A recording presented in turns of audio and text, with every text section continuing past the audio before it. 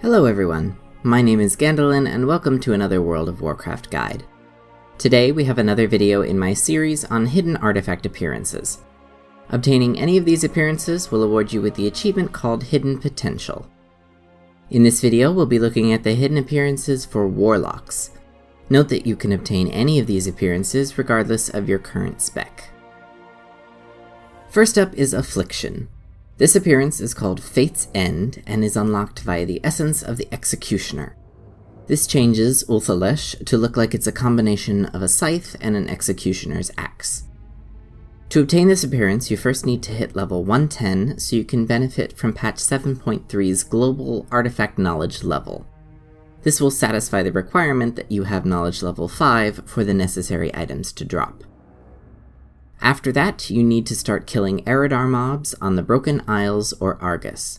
They all have a chance to drop the Grimoire of the First Necrolite. Argus is the better choice, as there are tons of Eredar everywhere, and they reportedly have a higher drop rate than their counterparts on the Broken Isles. Once you have it, the Grimoire will give you a quest to collect 13 skulls from powerful humanoid champions on the Broken Isles. This part is actually trickier than it seems. To get these skulls, you have to kill specific mobs under specific circumstances. First of all, the skull is awarded as an extra loot item when you complete a world quest. They don't drop from the actual mobs themselves. The only world quests that count are the rare elite ones for the Wardens that begin with the word Danger, followed by the name of a mob they want you to kill. Furthermore, this mob must be humanoid in nature. It doesn't necessarily have to be classified by the game as humanoid, but it does have to look like one. For example, demons that have humanoid form, like Dreadlords and Eredar, could count, but ones that look like beasts, like Fellhounds, would not count. You also cannot be in a raid group when you make the kill, or you won't get a skull. And it appears that sometimes a mob you think should drop a skull doesn't. It's not clear if the drop chance isn't 100%, or if it's intended, so you'll just have to hope for the best when you kill one. So just to reiterate, to get the skulls, you need to complete rare elite Wardens world quests, whose titles begin with the word Danger, for mobs that are humanoid in nature, and you cannot be in a raid group. Collecting these skulls may take you a while, as there are only a few Danger world quests up each day, and there's no guarantee there will be ones that give you skulls. Once you have 13 skulls, head to Morgan's plot behind Karazhan. Remember that there is a portal to the tower in the Chamber of the Guardian. Head down into the crypt and you'll find an altar. This is where you will summon Satael, the previous owner of Ulthalesh. Slay her and she will drop the Essence of the Executioner. Now let's look at Demonology. This appearance is called Dalkiel's Visage, and is unlocked via the Visage of the First Wakener.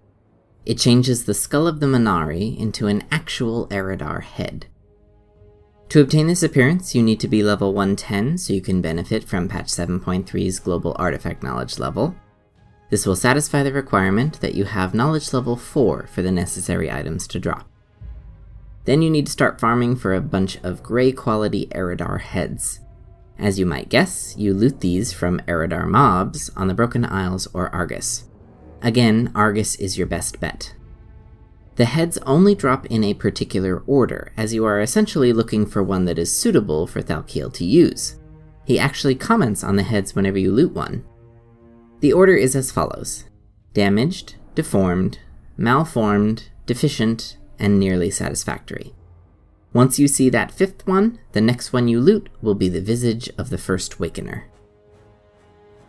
Finally, we have the Destruction appearance, which is called Legionterror.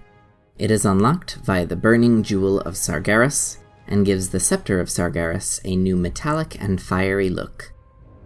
The item for this appearance has a chance to drop from the bosses summoned by the Ritual of Doom, which is accessed by selecting the Demonic Offering upgrade for Tier 2 of your Order Hall Advancement tree. This will add the Ritual of Doom to the General tab of your spellbook. The ritual requires at least 3 Warlocks to complete, and you can only get loot from it once per day, so there's no point in doing it more frequently. You get to the summoning platform by taking the void-colored portal on the north side of Dreadscar Rift. Only one person in the group actually needs to have the demonic offering upgrade. Other group members can still participate in the ritual and loot the boss. Make sure you soulstone yourself before starting the ritual, as it will always kill one of the 3 warlocks performing it. The drop rate for the Burning Jewel is reported to be pretty low, so it might take you a while to get this appearance. It also drops on an individual basis, so someone else in your group can get it even if you don't. And those are the hidden appearances for the Warlock artifacts. Remember that you can get any of the hidden appearances regardless of your current spec. And that's it for this video. If this guide helped you, leave a comment down below and give it a big thumbs up. Share this video with your friends and let me know if there's something you need help with. Check out the description box for links to follow me on social media, and of course, subscribe to see all of my future videos. Thanks for watching, and I'll see you next time.